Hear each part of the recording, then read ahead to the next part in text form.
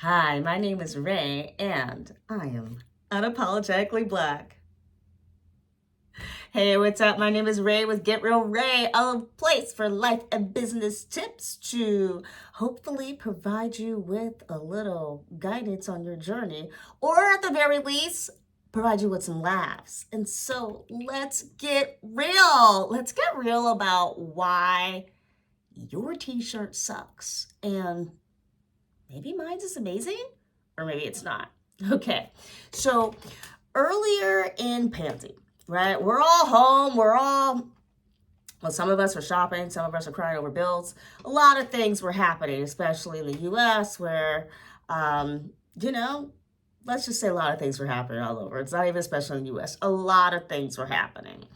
And rightfully so. People were thrown into a position where they hadn't been used to before.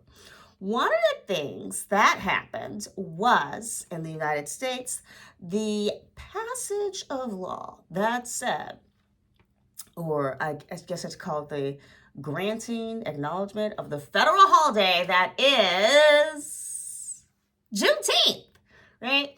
And I had learned about Juneteenth from an episode of Blackish, okay? I had never heard of this holiday before. And thank you, Kenya Barris, for just bringing so many things to my attention that I hadn't thought about. So, such a good show. So, anyway, I had learned about this holiday. I liked the idea of there being like a celebration. And so I said, you know what? I really want to have like a Juneteenth party. And every year it never kind of happens. So finally, Pansy happens and I'm able to have my Juneteenth party. But here I am, being a woman of color, and I don't feel like I own anything that says I'm black and I'm proud. Now, yes, there's the Malcolm X t-shirts and the Martin Luther King t-shirts, and none of that fit me.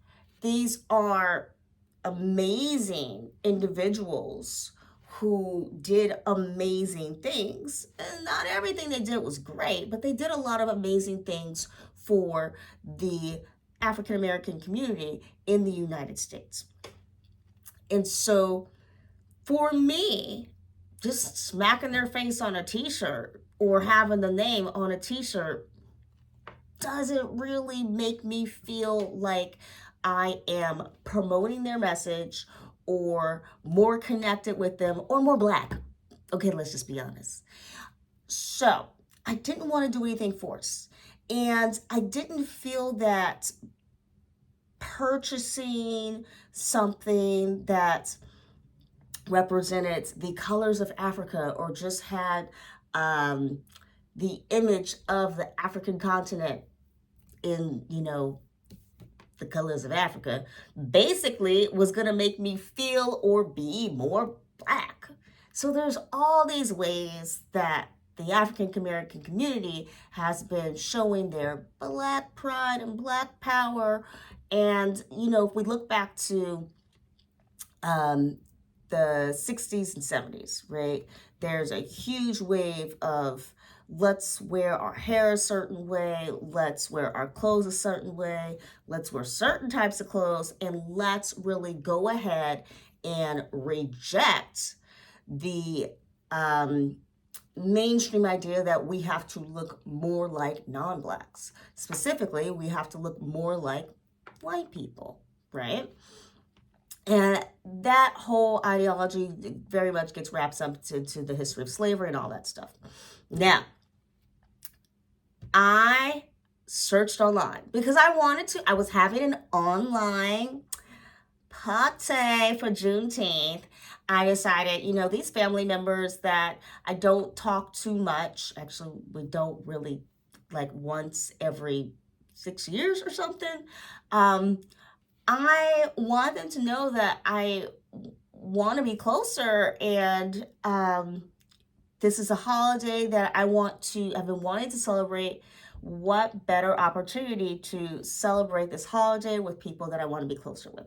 And so I created my Zoom link and I went shopping. What is a piece of clothing that I could own that would not feel cliche, not feel forced, and yet allow me to express who I am and what I believe in? And this t-shirt was a winner. And I think I changed my clothes like 3 times during that Zoom party. Um, but because I was not going to be at a party just wearing a t-shirt. Oh no. Um, but yes, this t-shirt was a winner. I really liked that it had a simple statement and you really had to kind of focus in to read it. And it felt like it was original and it felt me. I like pink. So here we are. Fast forward to 2023. We're talking 3 years later. I have moved. I'm no longer doing Zoom parties. Not that there's anything wrong with Zoom parties. There should be more of Zoom parties. And I haven't managed to have another Juneteenth party since the first Juneteenth party. Something always gets in the way. And actually, I can't say that I talk to most of those family members anymore than I did before the party. And 2 people I talked to a bit more. That's just nice. So here I am in my new state of residence, taking a walk, and there's nothing in my closet that is clean, that is not like a dress suit or something. So I go ahead and I find this t-shirt. I'm like, oh, well, it's clean. Let's put it on. And I gave pause. And I gave pause because where I live, there's a lot of flags that have the name of a former president and a lot of signage promoting this person as a future president or presidential candidate, or however you want to look at it. And so those flags on those lawns tell me a lot about those people and tell me what they believe in. Now, would it be fair to me assume that everyone who has one of those flags is a racist? No, it's not really fair. These people believe what they believe. But it does give me pause, especially knowing that 90 minutes away, I had an encounter with a very drunk Uber passenger who proceeded to use the N-word throughout the entire 30-minute drive while he was hitting on me, right? N-word, blah, blah, blah. Oh, you're so hot. Can I get your phone number? N-word. And this guy was sitting next to me because there were 2 passengers in the car. Oh my goodness. It was the worst. Okay. So if you drive for Uber, be safe. But I did, like, afterwards, I flagged that this passenger was not a cool person at all. And so there's that in my mind, is I've had this really negative experience of racism. And mind you, I've lived in San Francisco. I've lived in New York. So I've kind of encountered all the things, all the possibilities. And that was definitely, that drive was definitely the first time where I was like, oh my gosh, I'm going to end up on like some true crime channel or something. This is crazy. And then we have the knowledge that only a few hours away, maybe another 90 minutes to 2 hours, there is KKK headquarters. And so I have these things in my mind. And I wanted to wear this shirt because there was nothing else to wear. And I said, you know what? Unapologetic, right? Go take that walk. Go do it. And so I put on the shirt. I took the walk. I was power walking. I was like, yeah, I got this. And then I started to think about a little old man I saw in the grocery store 2 days before who was wearing a red baseball cap. And that red baseball cap said, "Make America Great Again." And I remember how I felt seeing his baseball cap. And I felt like he'd slapped me in the face. I did not feel comfortable.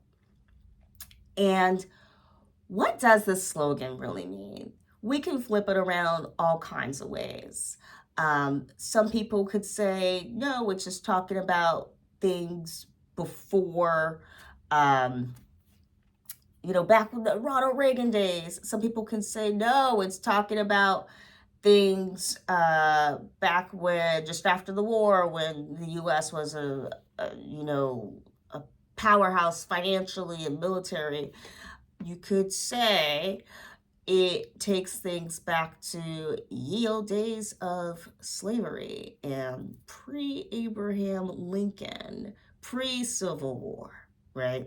And actually, it was a white actor, I believe it was Bryan Cranston, who helped me see that, oh, that is very much a possibility, right?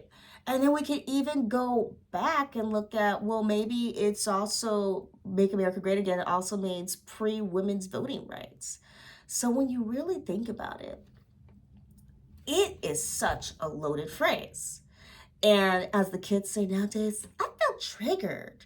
Now, I did not leave the grocery store crying and like curled up into a ball and having like a total breakdown. But I didn't like seeing that hat. And for me, that hat was no different than this little old man walking around with a white hood on, or a t-shirt that said, I'm a racist. Now, hear me out. Just a week before all of this, I was chatting with my mom on the phone, and she was telling me how she saw a little old man. What is with these little old men? At a bingo hall, and he came to sit next to her. So the caregiver never wheeled his chair right next to her, and he was wearing a red baseball cap. And actually, this wasn't a week before. I just realized this was shortly after my grocery store experience. So it's all around the same time. And he's wearing this red baseball cap. And she's just kind of like, I don't want him to sit next to me. He's got a red baseball cap on.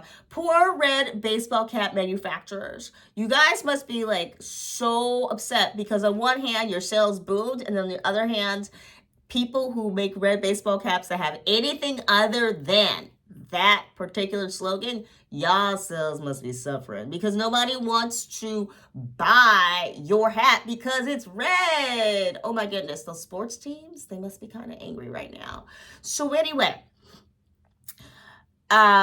she doesn't really want to be next to this guy. He's trying to talk to her, and because he's older, she can't really understand what he's saying, blah, blah, blah.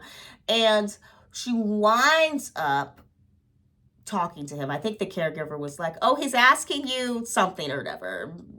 Then my mom engages, and they have a nice time talking. She realizes his hat doesn't say Make America Great Again or MAGA or anything like that. It's just a red baseball cap. And he was really nice. And she had feelings because she was just like, I was so put off by seeing this cap. And then I realized that I hadn't given him the chance. I just made an assumption. And he wasn't even wearing the cap that makes me feel threatened, right? And so back to why my t-shirt sucks. And so does yours, which is, would someone see my t-shirt and feel threatened? Would they see this idea of being unapologetically Black? And would they find themselves thinking, oh my gosh, this person who identifies as Black might feel threatened by me because I am not Black? And so where I am wearing this shirt to identify with the community, I'm also saying I am separate from those who do not identify with this community. And does that make somebody more hesitant about what they want to say to me or how they want to interact with me? Do they now feel that whereas before they might just want to be like, oh, hey, how's it going? Maybe they're nervous to talk to me because they might think that I might speak to them and not want to speak to them, to be actually, right? Oh, maybe she doesn't want to talk to me because I don't identify as part of that community. So whereas one hand, this shirt says, hey, if you're part of this community, come talk to me. On the other hand, it says, if you're not a part of this community, do I want to talk to you? Because we might not believe the same things. As opposed to unapologetically human. I'll talk to humans. Robots, I only got time for you. And it's not just the MAGA. It's not just the Black Power shirts, right? Look at the shirt. Look at the Irish. Kiss me, I'm Irish, right? There are some super cliches there, like, oh, you're Irish? Hey, even if you don't have red hair and you're not Irish, or you're like 0.0003% Irish, people still buy these shirts that say, kiss me, I'm Irish. Hey, people will do anything for a little smooch on the old St. Patrick's Day. Let's be honest. That shirt could be triggering for somebody. There could be someone going, ooh, this person is wearing this shirt that says, kiss me, they're Irish. And when I looked at them, they just seem like a human. But now I see them as a human who identifies as Irish. And I had a negative experience with the IRA, I think, being violent towards people in my country, right? The whole Irish-English conflict. Or I had a negative experience where someone who is wearing a shirt, oh goodness gracious. So maybe someone's wearing a shirt that says, so gay, let's slay, or something. I don't know, right? And now you're not sure how to interact with them because you had a negative experience where someone who identifies as gay, right? Someone who is gay, became aggressive towards you. Maybe they were into you, and then you're like, I'm not really into you, and then they stalked you or something. And no, I'm not saying gay people stalk people, nothing like that. I'm just saying there's a lot of different ways that people could have negative experiences, right? And so maybe you had a negative experience with someone, and then you're like, oh my goodness, I see this shirt and I am triggered. Yeah. And this brings up another thing, is why is everybody triggered over everything? What's up with that? Oh, I just don't understand. So, yes, social media puts a lot more things in front of us that, golly gosh, we would not have so much exposure to pre-social media. Hear me out. I was at a show that I was performing in. We're backstage, we're talking. I feel sorry for the cast members that got stuck with me, because I was not the person like, oh, let's talk about what I got at Target the other day. And there was a cast member like that in a separate show. And I just kept being like to myself, she goes to Target a lot. That's interesting. But and good for her. She knew how she wanted to spend her check, or maybe she just needed a lot of stuff. I have no idea. However, we were talking, my group, we were talking about what was going on with Andrew Cuomo. And before the evidence came out that he was a total creeper, or is a total creeper, I made a comment based on what we knew at that point, which is, so far, the things that are being said about this guy just sound like the things that used to be totally fine 15 years ago. And one of my castmates said, I hear that, but it's a little... I have had a family member be a little too hands-on and close. I've had family members like that. And so it's a little hard to hear this. And I immediately went, oh my goodness, I did not mean to imply that I was not sympathetic to someone's experiences. And I felt really bad. I felt really ignorant. And just reflecting on this right now, I'm saying to myself, well, was I ignorant? Because I was commenting on the evidence that I knew at that point, and I did state that. However,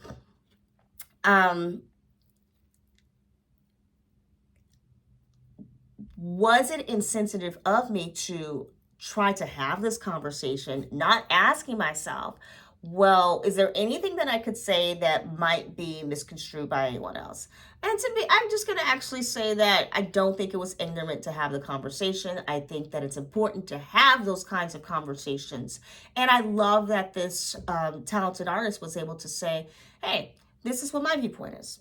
I was like, cool, all right. And I did say to her, I hope I didn't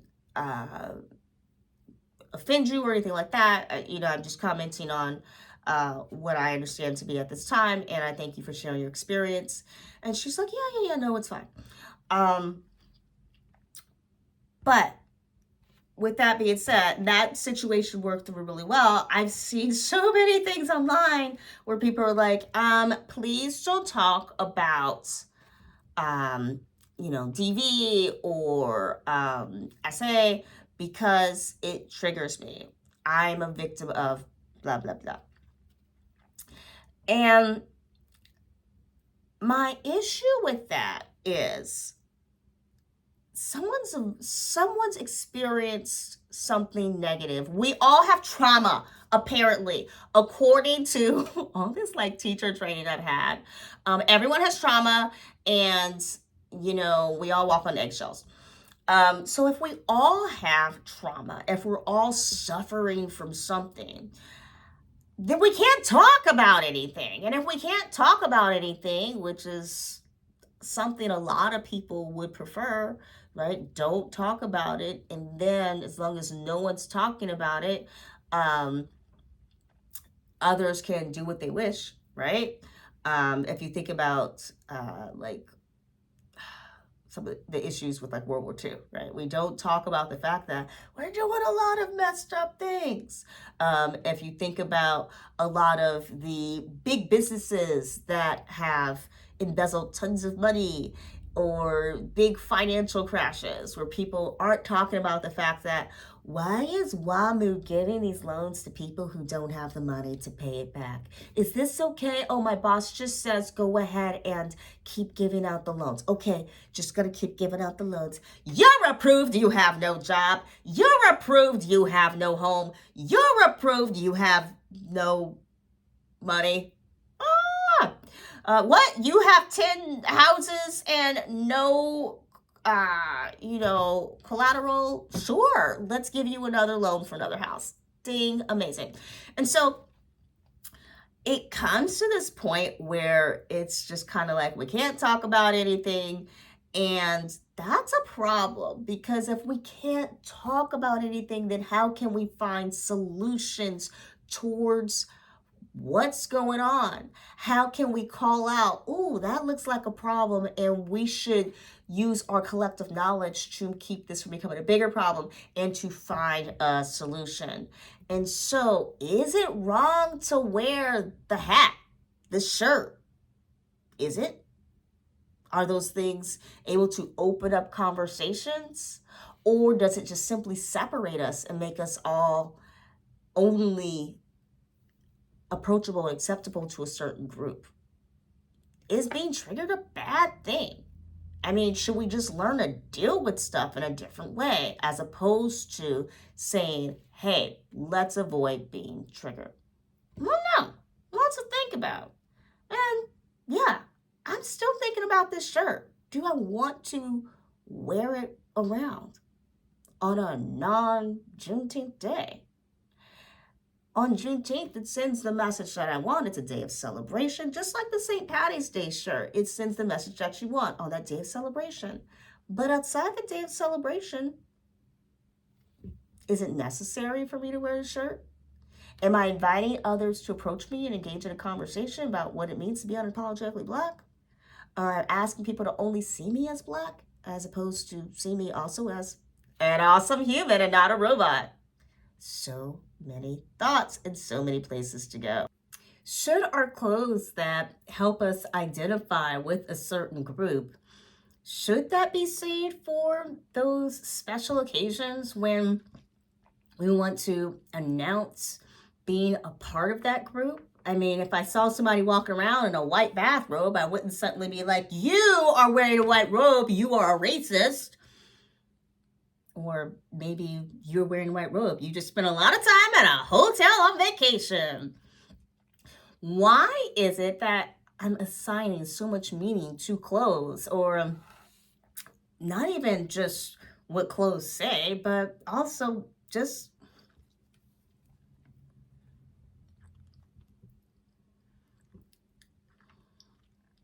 should we save those clothing items that help us identify? Should we save those clothing items that help us identify with being a part of a group for a special occasion like Juneteenth or St. Patrick's Day? I mean, just because it's a red hat doesn't necessarily mean that that person identifies with a certain political belief or political group. I mean, after all, if I saw somebody walking around with a white robe on, I wouldn't be like, you are a racist because clearly you identify with a group of people who like to burn crosses. I might say, have you just recently come out of the hospital? Because it is quite random that you seem to be wandering around the streets wearing a white robe. Or I might say, hey, that person must have had an awesome spa day. Or maybe that person's just really stylish. I don't know. Should we even be triggered by what someone is wearing, what their clothes may or may not say? I mean, after all, seeing a t-shirt of some model grabbing her boobs or looking really sexy and alluring doesn't make me go, you must be into porn, or you must be someone who is completely opposed to viewing women as human beings with brains and not just physical entities for your amusement and sexual pleasure. Oh yeah. Maybe I should just accept clothes as clothes and not worry so much about triggers. And that brings the other question. Should we even be concerned or so concerned about people's triggers? Trigger warning. Just before you watch this video, know there is violence. I'm watching the news. You just started reporting on a story in which someone was brutally attacked. Should I assume there won't be violence in there? Why do you have to give me a trigger warning so that I know, okay, I might need to really think about whether or not I want to keep watching the news? What point do we draw the line? Should we draw the line? When I was in family therapy, one of the things and which never got an answer, by the way, is at what point do we stop sugarcoating everything and presenting it as, oh, well, if that doesn't make you comfortable, then we're going to make some changes. If the possibility of my getting upset by something you have done or have not done make you anxious and not want to talk to me, at what point do we stop expecting me to change my behavior and for you to look at your reaction? So at what point do we stop expecting others to not wear certain clothes, to not do certain things, and really think about how we react to those clothes or what that person is doing? So maybe my shirt ain't a problem. Maybe my shirt is just fine. Maybe that red baseball cap, maybe it's totally fine. And maybe the problem is my reaction and my assumptions based on what I've seen. Maybe if I take a note from my mom and just take a listen, give that person a chance, I might find that what my initial response was actually isn't valid or supported, because that person was not trying to communicate the things that I initially perceived. And maybe if I think less about triggers and what meaning there might be behind what someone chooses to wear or chooses not to wear. Um, Maybe I'll find that I just have less assumptions in general. Maybe I'll kind of go back to those days when I was a kid, like 8 years old, and you could see somebody wearing a big old afro and not think they were making a statement, but just that's how they want their hair that day. That's cool. You could see somebody wearing a t-shirt with a rainbow on it and not be like, oh, that person must identify with the LGBTQ community, as opposed to, that person just likes rainbows. Cool. I like rainbows too. So yeah, I don't know. What do you think? Do you think that we shouldn't wear clothes that separate us from others? Do you think that clothes that identify us as a part of a group invite conversations? Do you think that we should be concerned about triggers or not concerned about triggers at all?